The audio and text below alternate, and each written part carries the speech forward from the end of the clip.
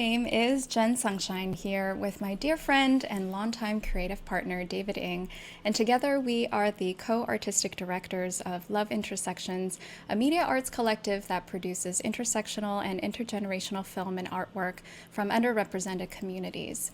We're also founding members of the Vancouver Artists Labor Union Cooperative, also known as Value Co-op, which is an artist-run worker cooperative whose goal is to provide flexible living wage income to artists.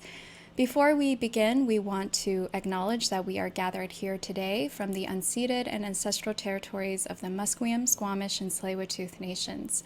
Part of our work as labor activists and queer artists on unceded territories means working in solidarity with ongoing Indigenous struggles for sovereignty, decolonization, reparations, and land back. Hot Pot Talks emerged during the pandemic from our collaboration with the Lim Association in Chinatown, historically a neighborhood of Chinese railroad laborers who were brought to settle Indigenous territories as part of the ongoing colonial project. So why Hot Pot Talks? As Jen mentioned, Value Co-op has a studio located in the Lim Sai Hor Khao Mok Society building. And when we moved into the Chinatown neighborhood, Value Co-op, we had long conversations about the role that artists have played in gentrifying the neighborhood. And so part of our intention of moving into the neighborhood is also to build reciprocal relationships with the neighborhood and to the broader community as well. And so over the past 2 years, we've been collaborating with the Lim Association on a project to digitize their archives and to create a series of artworks that invites people to learn and engage with their positionality to Chinatowns. With the increased conversations about anti-Asian racism recently, the past 2 years have brought to surface already existing yellow peril narratives, reemerging again during the pandemic. We've seen Chinatowns and elders targeted by racial violence and vandalism. We've seen the rise of boba liberal organizing around hashtag Stop Asian Hate, demands for hate crime legislation, which is pro-police, pro-surveillance that harms Black and Indigenous communities. We've seen gentrification eating away the souls of Chinatowns and other BIPOC communities, seemingly with no end in sight. This season, we'll touch on themes of diaspora, xenophobia, systemic racism, intersectional solidarity building, and Chinatown futurities. Before I introduce our guest, I want to thank our incredible team, Ava and Cameron, behind the scenes who helped make Hot Pot Talks a reality. Tara Teng is an embodiment coach who works in the intersections of spirituality and sexuality. She helps people find their way back to their bodies, overcome shame, heal trauma, and dismantle purity culture in a way that is in alignment with their values and beliefs so that they can build a healthy sexual ethic and thrive in freedom and wholeness. Aside from her one-on-one coaching, Tara hosts women's circles, workshops, online classes, and retreats throughout Vancouver, BC on the topics of embodiment, justice, sexuality, and relationships. Currently, Tara is writing her first book, Your Body is a Revolution, Healing Our Relationships with Our Bodies, Each Other, and the Earth. Available everywhere in 2023 from Broadleaf Books. Welcome, Tara. Hi, Tara. How are you doing today? I'm great. Yeah. I'm excited to be with you guys.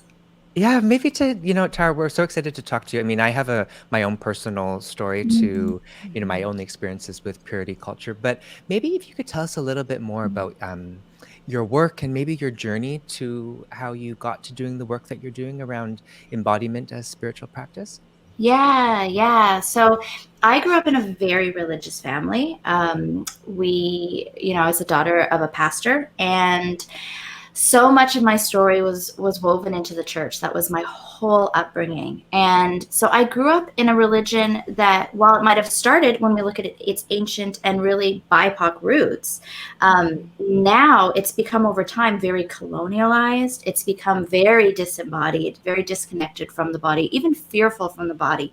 So I grew up with those kind of that perspective and that ideology that I was presented with from a really young age. And so my relationship with my body, like most of us, was complex.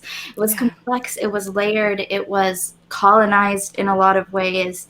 And so growing up and now doing the work to deconstruct my faith and to step back and look at all the different pieces of my faith and my values, to see what is in alignment, to see what is not in alignment, and to see how can I come back into relationship with my most authentic, embodied self, my most human self, where I can strip away all the pieces of who I am that actually don't belong to me, but are someone else's expectations, that are someone else's ideas that have been imposed or expected of me, and even things in my personality that don't actually come from me, but are adaptations because of trauma. Yeah. Going through that whole journey has allowed me to look at my life and my values, the pieces of who I am, my emotional side, my mental side, the intelligence that I have, the sexuality that I have, the beliefs that I have, all of these different pieces of who I am. And to be able to heal the things that did not come from me and be able to come back into this place of wholeness and embodiment. And so that's what has brought me onto this journey. And through that, now I've been able to help others who are in a similar space of questioning, of wondering, what is my truest, most authentic self? How do I find that? How do I embody that? How do I heal from the things that are limiting beliefs that are holding me back? And to be able to kind of act as like a midwife almost for other people on that journey, helping them ask the right questions and get to a place where they feel that they've met themselves, maybe for the first time. Wow. That's funny. There's an inside joke in the queer community where if you're kind of widening or expanding people's experiences in their queerness, we call it you're a queer doula. So I like the kind of analogy of you're the midwife or the doula. Yeah. Well, I am a birth doula as well. I'm trained as a birth keeper as well. Amazing. And so I just had my third baby. I'm just 3 weeks postpartum. And so I really love those birth analogies, because whether you choose to biologically have a child or not, or raise a child in any kind of parenting capacity, there's work that we do even within ourselves to birth new things every day. Right? And sometimes that labor is hard. It's intensive. It's hard work. And so I think it's so beautiful whether it be within me or, within the community, or whether within each other, to celebrate those new things that we're giving birth to and to watch them take on lives of their own. I'm curious if you have if you can describe a day, because I'm sure we're all human, you have good days and bad days, but what is a day for you? What does it look like when you are embodied and feel in alignment with yourself? I think I just feel alive. You feel like when every cell of your body feels like it's almost singing, to give it a poetic term. It just feels like you're so alive and you're in the moment, you're in your body, you're not up in your head analyzing all the things, or having my anxiety go, well, what about this, or what about this, or what about this, or trying to control a situation. But I can actually be present in the moment, present in my body, feeling the fullness of that experience. That's when I'm feeling most embodied. And that's the good side of the spectrum, right? The beautiful things of embodiment.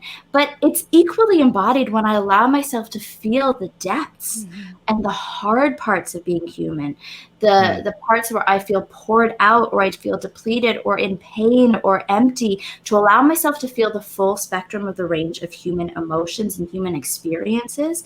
That's embodiment, whether you're on one end of the spectrum or whether you're on the other. Like you said, we all have bad days, right? But allowing myself to lean into that, to not pull away or disassociate or disconnect from, but to feel safe enough to be present in that fullness of that experience, that to me is embodiment.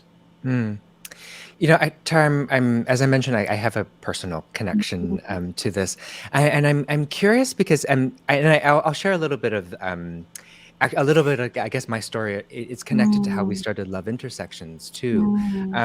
But I grew up in a fundamentalist evangelical Christian church, and just to give our viewers just a little sense of the type, what is a background of purity culture. And Tara, I'm sure you probably remember the I Kissed Dating Goodbye days.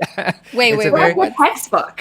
It's this really famous now the author has recanted what he wrote, Mhm. but it's a really famous book in the 90s and early 2000s that came up that was sort of the pinnacle of like what was considered quote unquote pure. And it was literally Mhm. this idea that even and the book opens with this sort of dream, right, of the author where he's marrying his dream partner or whatever, Mhm. and everyone behind him, there was all these women lined up behind him, and it was all the people that he had kissed or been in a relationship with prior. Mhm. And so it was just this really, really, it sent a lot of communities that I was a part of into this really deep, Mhm. to be blunt, patriarchal and Oh, misogynistic completely. path of the separation of our bodies, that Yes. Tara you're describing, and like even to the point where literally kissing someone would be considered, it's not okay. Yeah, it's a And sin. yeah, yeah. And at the same time, I was, because this was so, I'll be honest with you, at the age of 14 and 15, Mhm. this was considered kind of taboo. Sex was taboo, especially Mhm. coming from church. I saw an ad for a youth sexual health organization in my high school, Mhm. and they were offering like a $25 honorarium, and I was like, damn, that's like more than my monthly allowance. Oh, And I get to do this like sneaky thing and learn about sex. But so this yeah. organization, and I still work for them, 22 years later. Um, Um, but they held a focus group. They were trying to build a youth sexual health organization, or mm, sorry, a website but was really based on like feminist mhm, anti-oppressive principles. And so mhm. at the same time, I was sort of learning these. I was telling Jen right before this call, like I was literally told in a Sunday school class, for example, that if you look into a microscope at a condom, there were pores where the HIV virus could like swim through. And so at the same time, and so I could sort of be in conversation with what was happening. Mm, Um, yeah. yeah, and so I was curious. I mean, not to get there, I have many, many stories of that type, but I'm like, so that was sort of like in terms of like hearing what I was learning Mm, in church, but also figuring out, and also, I was quite in the closet at that time too, mm, navigating my own identity. It was sort of where I guess you could say, encountered like a path that I went down in terms of yeah. love intersections and figuring out like identity and whatnot. And so I'm curious, like what was that like opening for you? Because if I've said this to Jen too, if I didn't sign up for that um, sexual health focus group, I don't know where I would have been, Yeah. where I would have ended Yeah. up. Yeah. And I think that just speaks to how powerful it is when we're able to get comprehensive sex education. Mhm. Right. Because a Mhm. big part of growing up in this evangelical subculture that created purity culture is that we didn't have sex education. We had abstinence only education, which is not sex education. Mhm. Right. And to the extreme, not just that you can't have sex until you're married. Like that was the fundamental cornerstone of purity culture, right? But it went so much further than that to police the clothing that we wore. Like if I were as a teenager to show up wearing a Oh tank yeah. top like this in church, I would have been pulled aside and my Yeah. clothing would have been policed and I would have been given a lecture that just created so much shame within ourselves that my shoulders were so tantalizing. Throw everyone into the lustful, sinful, like we oh my gosh, that's what we grew up with, right? That Yeah. you Yeah. could tempt someone just to think lustful thoughts, and your Yeah. thoughts could even be a sin, not even what you acted upon, but your Right. very thoughts were policed, right? And Yeah. so Well, we you see that. Sorry to interrupt, no, but please. we see that seeping over not in Mhm. non-religious We contexts in do. schools, right, where Yeah. there's a dress code in public schools, Yep. and of course students and are either sent home, specifically girls, Mhm. are sent home for wearing a mirrored tank top because they're Yes. somehow tantalizing their Yeah. Mhm. peers and male students and teachers even. Mhm. It's such a grotesque way of looking Mhm. at developing bodies. Like Yeah. it's gross. And it makes us think that there's something wrong with our Wrong. bodies. Yeah, Yeah. exactly. Right? Yeah. There must be something shameful about my body if I have to hide it, or if it creates such an illicit response in someone that could be so negative. Right? And so this is where that shame cycle comes in then, because what happens when shame is present is we feel like we have to distance ourselves from that piece of ourselves then, because Yeah. Right. it's bad, and therefore we are bad, and we sever this piece of ourselves, and it's heartbreaking. It's so sad. And so now the work that I do with my clients, who not every single one comes from a religious background, not every single person that I work with has grown up in purity culture, but a large percentage of the people that I work with do. And this is because we realize now, with all of the new information and new research that is coming out about bodies and neurobiology and trauma, is that trauma is something that doesn't just happen in our mind. Yes, it can impact the way that our brains develop and function, but it lives inside of our bodies. And so if we want to heal from trauma that we have, maybe that is created through that severing that happens through purity culture, when we separate and distance ourselves from our bodies or from parts of who we are, our queerness, our creativity, maybe our Asianness, whatever it is, because we've been told that it was bad or that it was shameful or sinful, something that we need to hide, we separate, and then that lives in our bodies because we've distanced ourselves from a piece of who we are. And to heal, we have to feel it. We have to come back into relationship with it.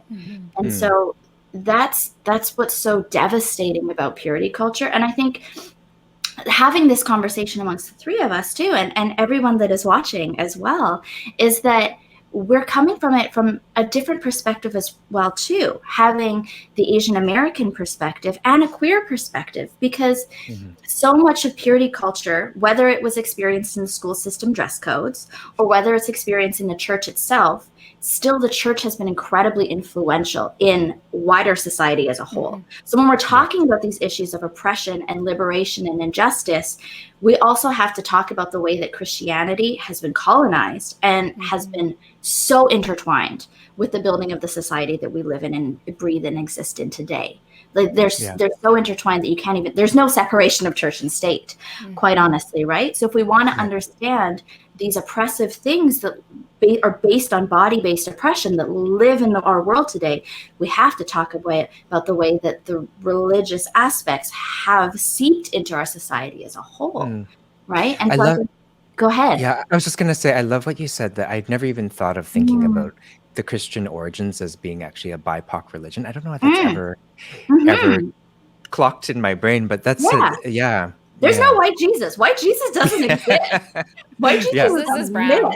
Jesus is brown. Yeah, Jesus was brown and very radical and very for the people, and flipped tables when people were being financially exploited. He was a Marxist.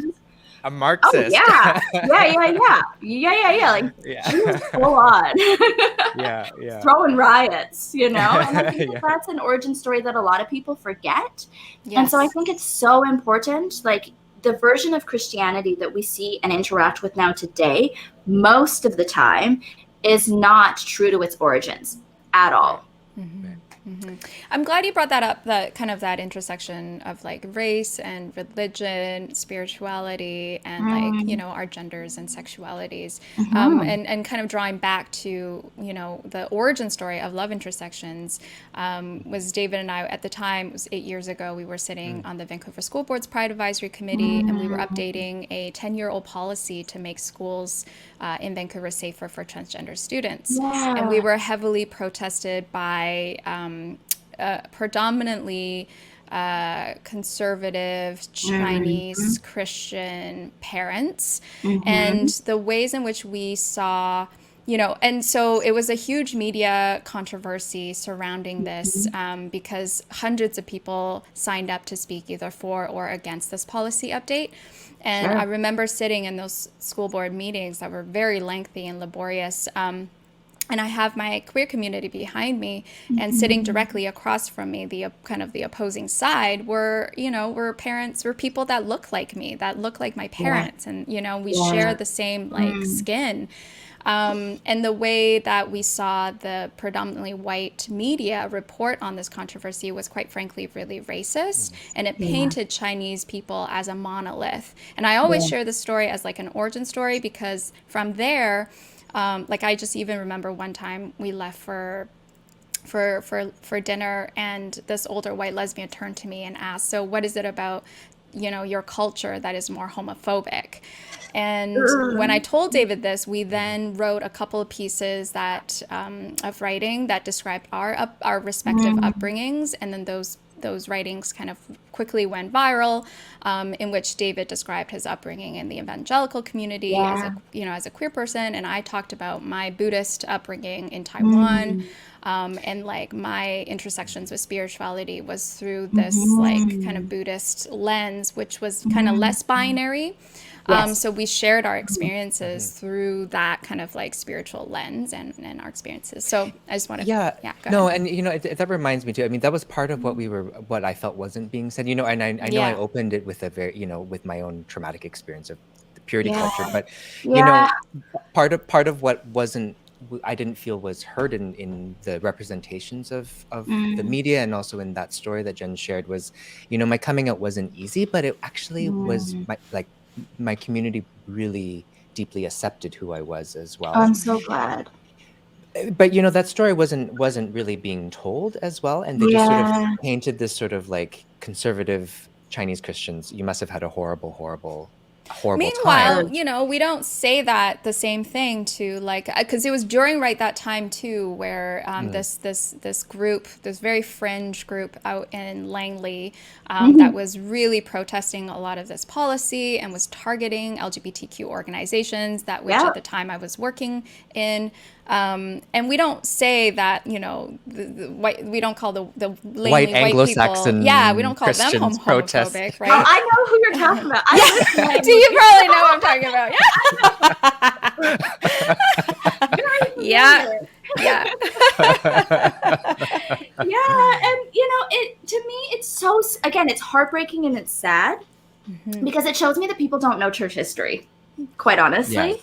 And I have a whole chapter that goes into this in my book that's coming out next year. And it's such a, like you said, it's such a narrow view of what it means to be human, quite honestly. But it's a narrow view of sexuality. It's a narrow view of gender. It's a narrow view of all of us. And we are so much more expansive than that. And even when I read scriptures, and I don't share this to be any kind of like, I don't want to convert anyone. I'm not trying to be evangelical. I'm trying to just set the record straight and say, hey, what we're interacting, like, this is a facade.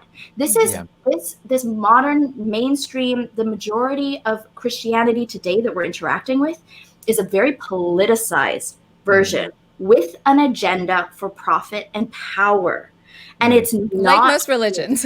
And it is not true to its original origins, that is very radical, that is indigenous in nature, right? It's not true to that whatsoever. Like, when we read the scriptures, when you actually read that, there is so many different references to a femininity of God, not just a masculine God, but a femininity of God. And so you see this very gender non-conforming, gender fluid, expansive experience of spirituality, of divinity that actually exists in the scriptures that we just don't talk about. We just completely erased it, right? And what is more like a God that becomes human, whether we believe that this is a metaphor or a mythical story, or whether it actually happened in practicality, what is more like trans than something that transforms in that way, right? Like, what is more queer than some of the stories that exist? Like, if people read the stories about like David and his best friend Jonathan,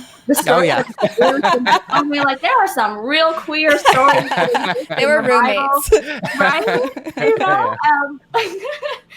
So, people are just, they're erasing this beautiful legacy that exists of queer and transgender Christians, of BIPOC Christians, of feminist and womanist theology that exists in the Bible.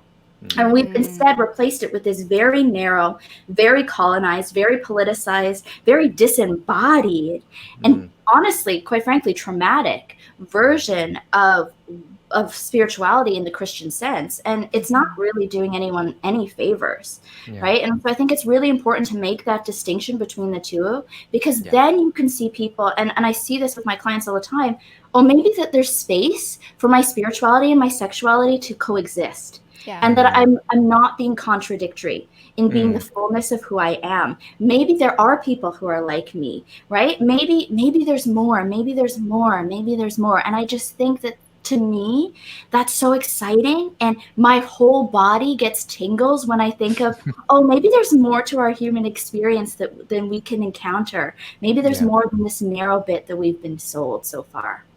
Yeah, Jen, you and I have talked about this too, because it's, when we started Love Intersections too, it was sort of that, I think we've touched on it too. It comes from this sort of, a lot of trauma that a lot of, Christians or people with that sort of experience, and they don't see that or can feel that sort of connection between their sexuality and their spirituality could be. Yeah.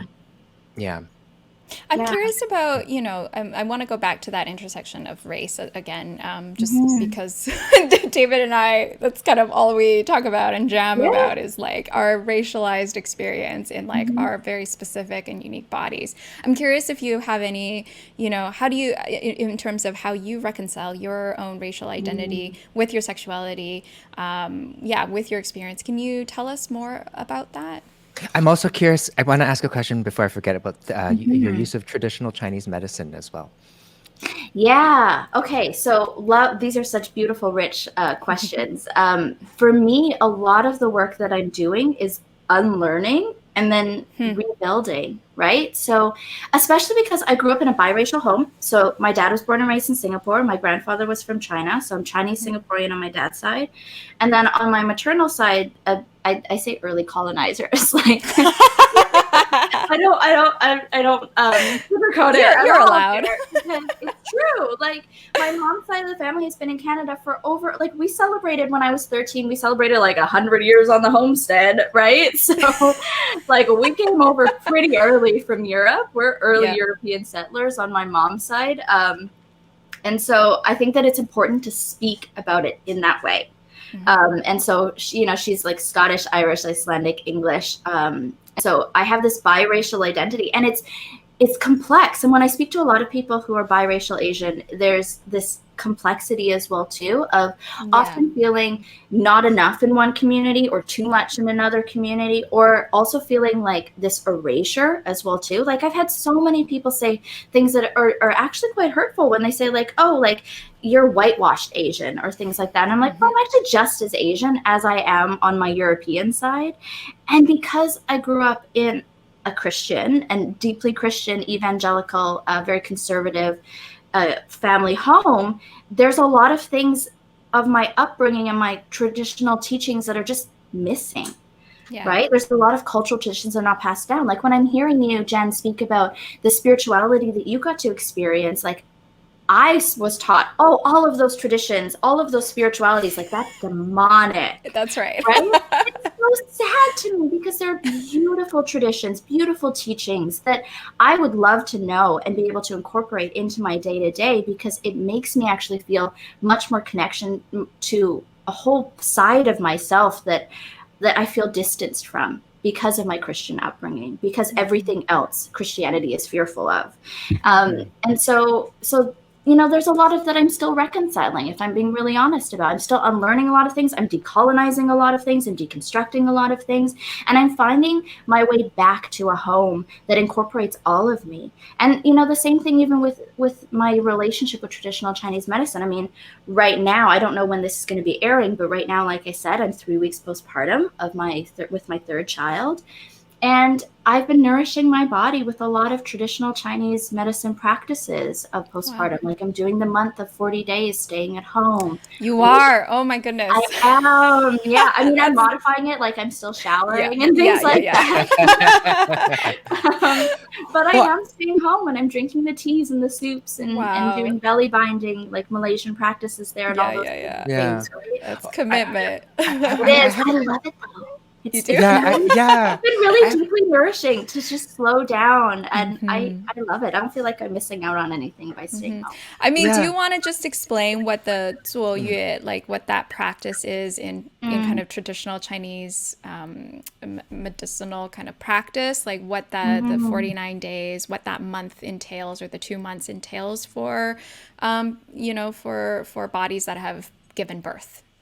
Yeah, well, I'm no expert by any means. Again, this is a lot of my like work of decolonizing and reconnecting.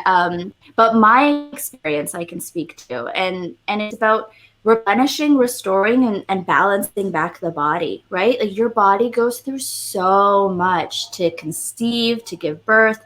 I'm breastfeeding, so I'm nourishing my son now as well too from my own body, and as an embodiment practitioner, like that, it speaks so deeply to me of the magic of the body and what the body yeah. is capable of. And I'm just in awe and wanting to honor the body, and that's part of why I'm doing this practice as well too, of just really going slowly with myself, and I think that there's a lot of intersections, that that this that this intersects with, that this connects with as well too, because as I've been going through and sharing this process on my social media, so many people are saying, I wish that this was part of my cultural practice. I wish North Yeah. American or European practices had these stay home, nourish yourself. Like, let's strip away this idea that we have to bounce back our bodies, that we have to make it look like we never gave birth, that we have to fit back into this productive, like, hamster wheel that really is very capitalist, quite Yes. honestly, that is Yeah. based on the production of our bodies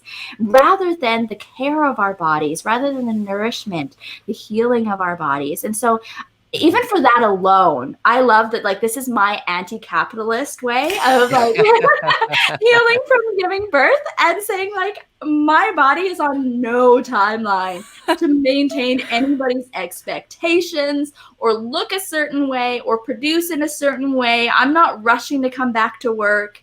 I'm Yeah. taking my time. And it's been a very, as artists, both yourself as well, it's been very deeply creative, and it's just been giving me a just such a beautiful opportunity to, like, to just be, to just Yeah. be, and it's been Yeah. wonderful.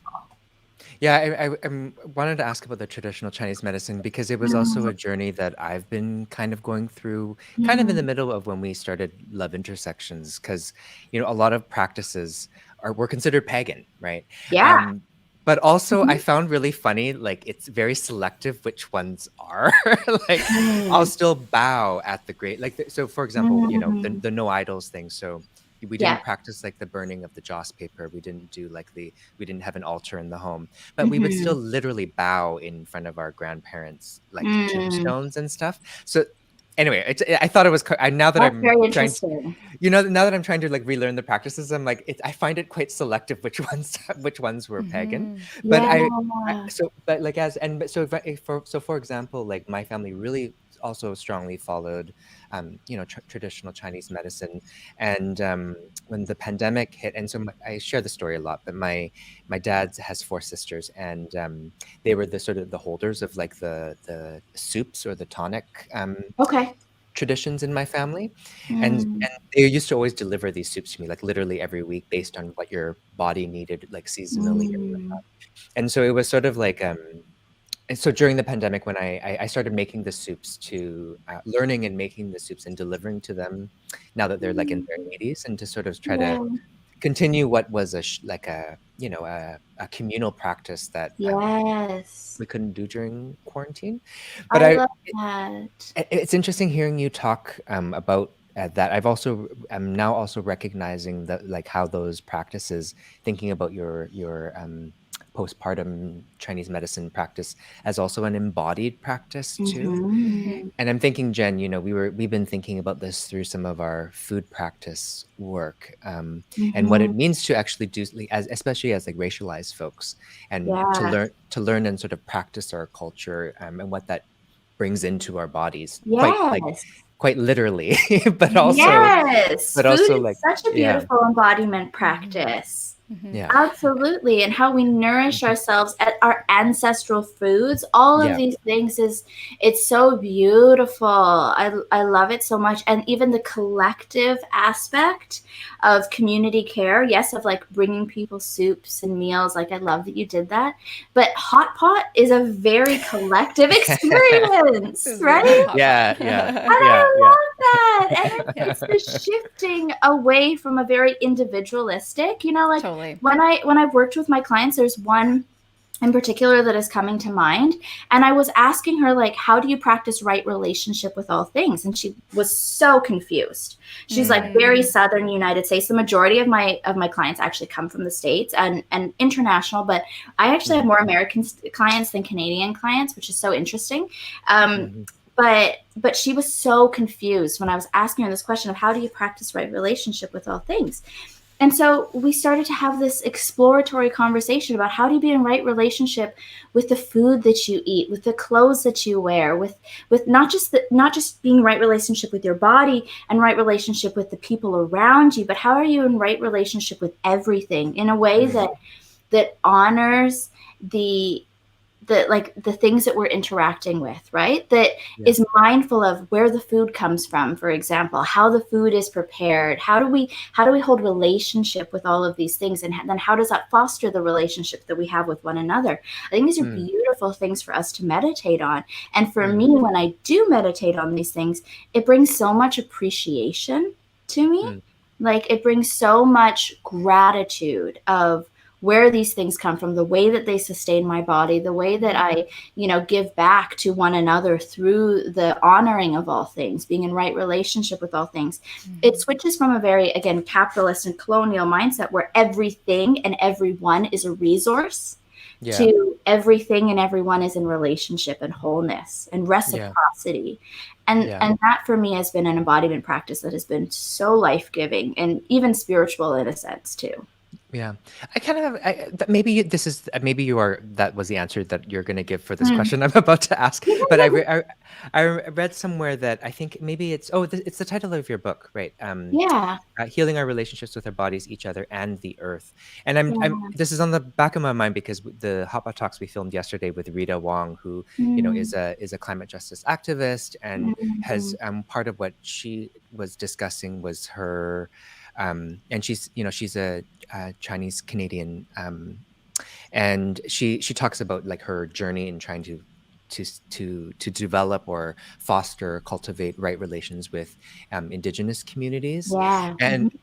I know we've been kind of touching on this, but I'm also curious, like because your book and your work around what you've just described, sort of being in right relations with others, but also the world around Mhm. us. How does I'm Mhm. curious, can you maybe expand a little bit upon the connections to your embodiment and sexuality practice and the right relations with the earth, I guess?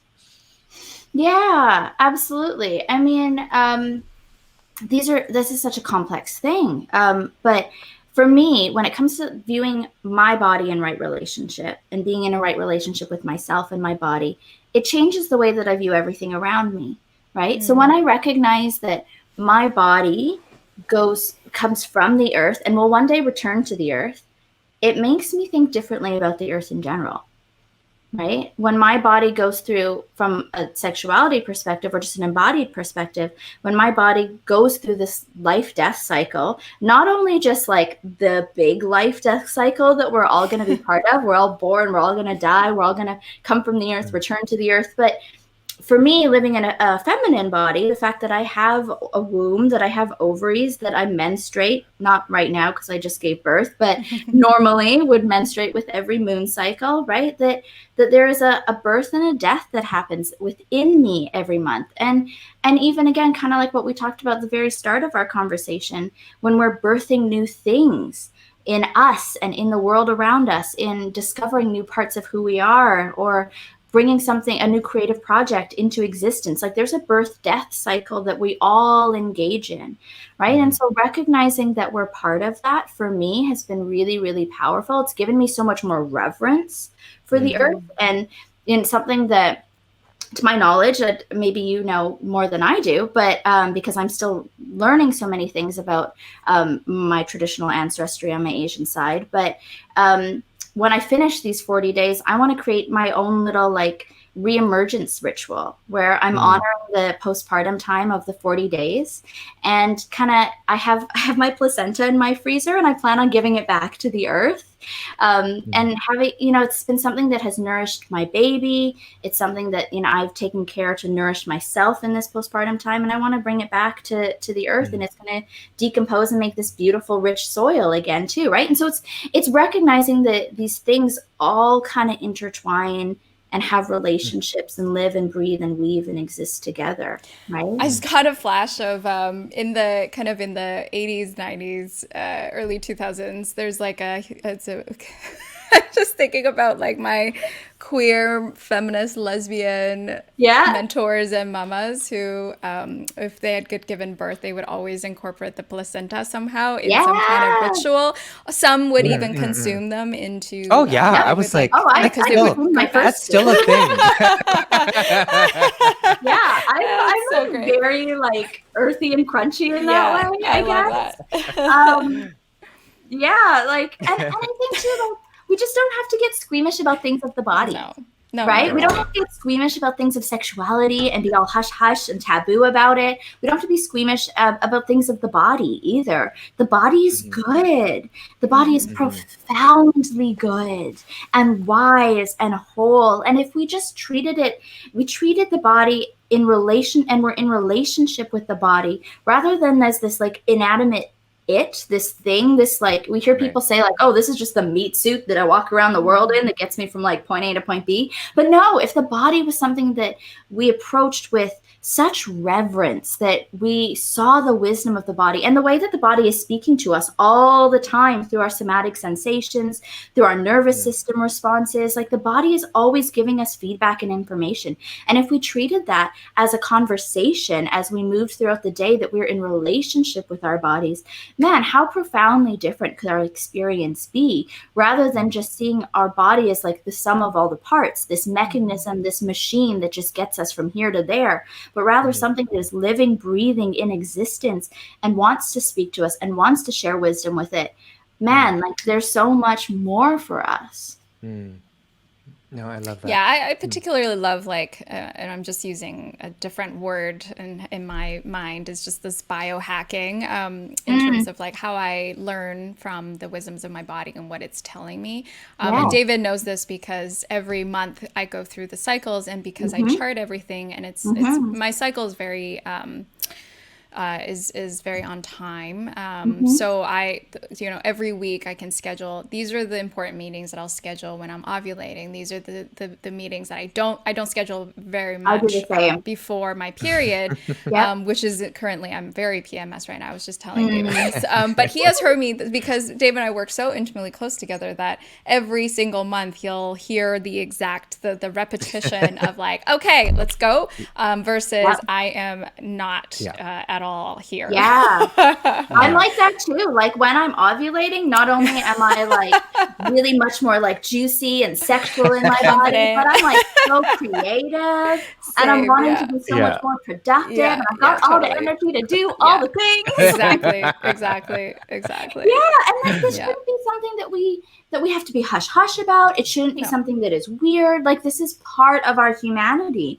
The sexual aspect is part of our humanity. The hormonal aspect is part of our humanity. And how do we nurture that? How do we be in relationship with that? But also how do we nurture that and not only from a mindfulness and embodiment practice, like lately, especially going through this postpartum period and being so intentional with what I'm eating, I've been learning so much about how you eat for each part of your cycle and how do you actually nourish yourself. And again, this feels like a very like anti-patriarchal, anti-colonial way of living, because especially for those of us who live in assigned female bodies, like we've been taught that like smallness, right? Like make yourself small, not just in your body, like diet culture, very patriarchal, very colonial, very white supremacist, but also in the way that you just take up space and show up in the world as well too. Make yourself small, be smaller, be less threatening, right? And I think that even can intersect with the way that we see a lot of Asians showing up as well too, right? Like, oh, like we're not going to rock the boat, we're going to be polite, and we're going to, right? And like that comes from, we don't want to experience the same level of racism or violence that we see other BIPOC communities experiencing, right? So we've become the model minority so that we're not so threatening, so that we've made ourselves smaller, more agreeable, more polite, you know, there are all of those stereotypes that exist, right? And so me just not only nourishing my body properly so that I'm not trying to make myself smaller and smaller and smaller, but that changes my relationship with, I'm going to take up the space that is mine in the world. And that doesn't mean taking away from anybody else's space. That just means, how do I live the fullness of who I am and embody that in a way that is honest and raw and true and authentic to me, the most human that I can be for me. And that's been radically life-changing as well. Tara, I'm curious. So you mentioned you have a book coming out. Do you have any other projects coming up? I've always had projects coming up. I thought so. A lot of them are still in this creating space that aren't quite ready to be shared within the world. But one thing I am really excited about, now that I'm almost done all the editing and revisions of my book so that it can send off to the printer, it's going to be coming out next May of 2023, which is right in the middle of AAPI month. So I'm really, really excited about that. That feels really deeply important to me, that my publisher intentionally chose that date. But now that is kind of like starting to wind down that process, and also that the pandemic is starting to get to a point where we can relate in person again soon, depending on people's levels of comfort. I don't know. Sometimes I wonder, is this a trick because we've gone back and forth so much? Totally. But I'm really looking forward to getting back into community, in-person community with people.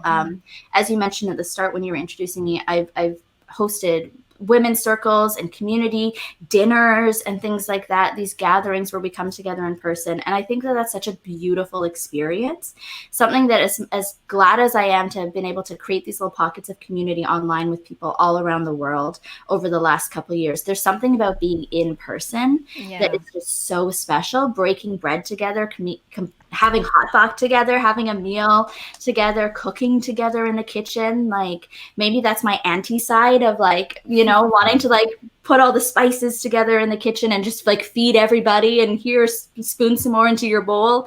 But there's something magical and special about that, right? And so I'm really looking forward to getting back to in-person community events that I can host, and we can have these kind of conversations like this, talking about real, deep, complex intersections of justice and spirituality and sexuality and gender and embodiment, all of these things. We were having these events in person before, and I'm so excited to get back to that. So that's something that I'm going to start back up again this summer and fall, and I can't wait. Yeah, I'm a little bit nervous. I'm organizing some in-person events that have been also canceled like 5 times because of COVID. Right? But it's also giving me anxiety too, because now it's like, you know, of course there's layers of, you know, making sure the space is right and the catering and whatnot. But then it's also like the COVID safety and accessibility. Yes. Accessibility is so important, and it's been so pronounced over this pandemic, which I'm glad we're having to look at that, because it's been something that has been left out of our conversations for so long. Yeah, we were just talking about this yesterday too. I mean, like, even, you know, as much as people, you know, folks with disabilities have been wanting, you know, have been advocating for online for so long, and it's only just now that everyone else has had to adapt that it's being made much more accessible. So Yeah, and those are things yeah, that I think are beautiful things that have come out of this experience that we've all gone through around the world. And I yeah, hope that they stay, honestly, truly. I hope that there are Yeah. some things that have been innovative that we're going to continue on because I think yeah, that those things are so valuable. yeah. I'm actually curious, switching gears a little bit. I'm wondering if you have any mentors or coaches that you work with, Mm, or who you know, people that Mm. or communities that you're inspired by, you know, mhm. that are generative for you. Because Yeah, I think like for when we do intergenerational work too, like it's so hard to find other mentors and yeah. coaches for I think it's mentors and coaches. exactly. And I think it's especially hard in the intersections that we're all coming from. Like, it's very hard for me to find queer mentors that are elders, right? For Mm-hmm. very Mm-hmm. obvious reasons. Like, there's an entire generation that is missing. And especially coming from like a Christian, queer Christian, or I don't actually identify as Christian myself anymore, post-Christian, post-evangelical, ex-evangelical. But you know, somebody who has come from this community, Yeah. and is queer and Christian or queer and post-Christian. I mean, because so many people were so in hiding for so Yeah. long. Yeah. It's really hard to find those. And then because the church is very white dominated, it's very hard to find somebody who's Asian, who or biracial even. Mm-hmm. So there's not a lot out there, unfortunately, that are elders that I can look to. But there are beautiful communities that I belong to. I mean, a few that have names. Like, you know, there's like, I'm part of this community and it has a name and it's associated with this organization or this movement. But then there's a lot that are just so grassroots that they're just people Mm-hmm. who like get around the kitchen table, and we gather in cafes and we gather in people's homes and we're in relationship with one another and we have picnics at the beach, right? And so some have names and some don't have names. Um, Yeah. but you know, I love, like, I'll shout out like the Institute for Systematic Sex Education. Like, I've learned so much from the very diverse, beautiful people who bring their whole selves into that community, where I've studied alongside them and learned from them, and had the privilege of hearing and witnessing their stories. The She Loves community, which is women and femmes of faith all around the world that are doing liberation work. Like, I've loved what they have been doing, and I've been part of their community for so many years, speaking at events, writing for them, being at in-person events, baby showers, all kinds of things, you know, like these things spill over into our everyday lives, right? Yeah. And I work with One TWU, which is specifically for Trinity students out in Langley that deal with that you have been talking about on a regular basis. And they're queer students who exist at a very Christian liberal arts, very fundamentalist liberal arts university that has honestly been quite hostile to queer kids. And so I love being part of what they're doing, and Mm. the beautiful work that very resistance work that they're doing just by living and showing up and in the fullness of who they are every single day. Like, our existence is the resistance a lot of times. And I Yeah. think that that's been that perspective of living and existing and breathing in these communities has been so beautiful for me, because I spent 10 years being like very politicized in my activism. Advocacy. I'm trying to say advocacy and activism at the same time. That's great. It's a good It's not hybrid working. word. Advocism. That's great. That's great. Advocism. You know, but I worked in Ottawa, and I lived 6 blocks from the Hill, and I worked on the Hill, and you know, I was part of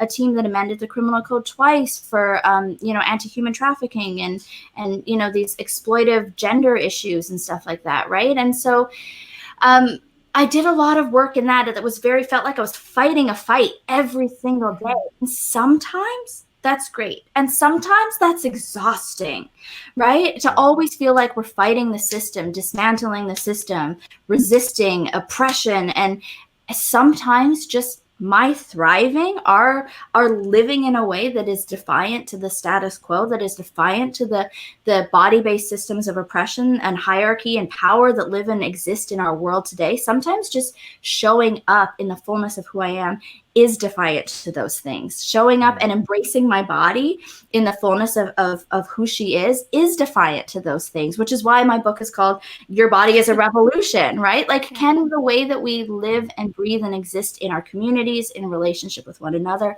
in relationship to ourselves, how does that show up in defiance of the status quo? How does that dismantle the system and disrupt these very capitalist, white supremacist, patriarchal ways of being and holding relationship with one another? How does it shift the tide just by being who we are and not hiding that anymore? And so, I love these communities. I'm excited to be back in person with a lot of these communities. And I love the communities that have formed online as well, too. I think that they're deeply important and they're so nourishing for all of us. I'm also curious, one thing that's coming to mind is I haven't gone to church in a very long time, but I've also noticed, though, it's been, obviously I'm also, the churches that I've attended have been very different from the one I grew up in, but I've also noticed like a really interesting like shift that like there's a lot of like queer affirming work that's being done, which I remember this is like even 10 years ago when I used to see it. I used to latch on so much and like, take all my money. You are doing really important work. But it seems to be like, that seems to be a really growing, from what I'm witnessing anyways, body we of get work. invited to present at churches quite frequently. The Langley Church, the Langley United Church. We have a few connections. I'm so glad. I'm so glad that you're getting those invites. That's so important. Yeah, I'm curious. I'm just curious, like what you have witnessed too in terms of shifts in that. I have, I have witnessed that shift, and there's a couple interesting things that are really happening right now. One is they're calling this like deconstructing faith, right? It's now has a name and a label, and so it's really interesting because it feels a lot like how, if you look at church history, there's different reformations that have happened, right? Throughout the centuries worth of history. And it feels like we're kind of going through one of those right now. And part of it for a lot of people is seeing the way that the church has failed so deeply in being inclusive for people who are BIPOC, for queer, trans, BIPOC, all of this, like they've so terribly dropped the ball in caring for people who are queer and caring for people who are people of color, even the treatment of just women, which was for me was one of the first things that I started really publicly questioning. I have a TED Talk that I did in 2016 about Jesus and feminism. And I started really challenging these ideas of like, okay, so like headship and submission and like, really, like, there's not more for women, so publicly questioning these things. And it's been interesting because collectively, I'm not the only one who has had these questions. I'm not the only one who is taking apart all the pieces of my faith and really looking at them and inspecting them and deconstructing them and looking at all these pieces and saying, like, is this true? Is this even accurate? How this faith, does it manifest in my life, making me a better person who is actually more loving and compassionate and inclusive and kind? Or is it making me more skeptical? Is it making me more fearful? Is it making me more exclusive, more critical? I'm having all those conversations with myself that I started years and years ago. And so because of that, I've since walked away from my faith because I've witnessed the way that the church has responded to things politically, the way that the church has responded to things like Trump, the way that the church has responded to the pandemic, the way that the church has responded to scandal after scandal after scandal, the way that the church has responded to people who are queer, people who are like me. All of this has made me step away from that line of thinking. And I'm not the only one.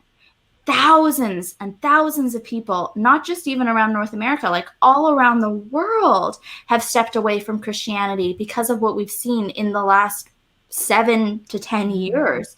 And a lot of us were questioning these things long before, but the things that we've been collectively walking through together over the last 7 to 10 years, so many people said, like, this is not what I want to be part of anymore. And so you are seeing the shift. And at the same time, you're seeing people go back to scripture, kind of like what we said previously, of being like, oh, well, actually, if you strip away all of the politicized narratives that have been tacked on to Christianity, when you get critical of white Jesus, then you realize, oh, actually, it has very radical roots. Oh, it has BIPOC roots. Oh, like Jesus was a brown indigenous man who was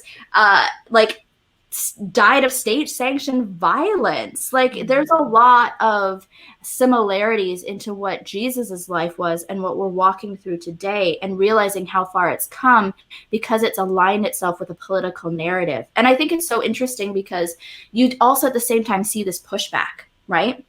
You see the pushback, and it's like talks about the culture wars and the times and the gay agenda, and like, dude, like my gay agenda is I just want to live. I just want queer kids to survive.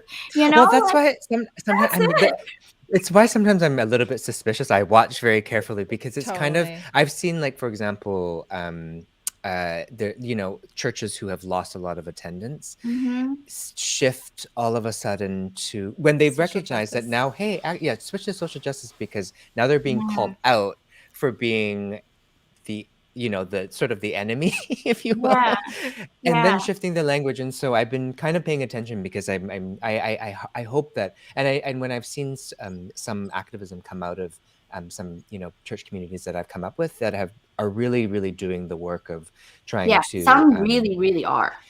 Yeah, absolutely. And then some I'm just like, what is this language that you're using now? It's always suspicious. The last hurrah, I think, of the gay rights movement was now seeing the Pride Parade. It's just banks and churches. Marching in the parade.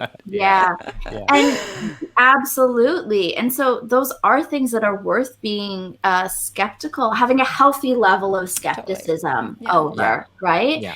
Because again, like, it's like this commodity of body all over again, right?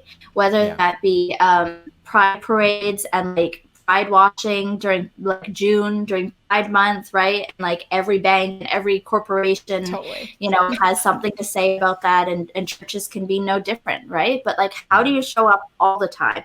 Are you doing the like hard internal reflective work to see the way that your, you know, homophobia, transphobia, racism, ableism, all of these things show up in your body? Right? Like, this is a visceral body experience. Not only has the oppression been body-based, like, look, every injustice in the world begins with the body and the isms and the othering that we do towards one another, right? So if we want to heal these things that have created such deep severance and such injustice in our world, and we want liberation, we got to go back to the body as well too. And look at the way that these things show up in our nervous system, show up in our somatics, and the way that we relate to one another. When somebody gets deeply offensive and because they're not wanting to see their own internalized racism, well, you know, that comes from the body. That comes from being in relationship with the body. And we can only heal it by going back to the body as well. And then when we change that in our bodies, when I'm more compassionate to my body, when I'm more understanding of the way trauma shows up in my body, then the way that I view everyone else in their bodies is different too, because it forces me to see them in their humanity as well too. See them the way that they might be showing up in the middle of a trigger or trauma response. And these things have a ripple effect. That's beautiful. Right? Well, we are running out of time, so we will have to ask our favorite question of Hot Pot Talks, which is, what is your favorite hot pot ingredient or experience or story? How do I even pick something like that? I mean, I love this, like all the different like spices and sauces and like hot sauces and stuff like that I can put on it.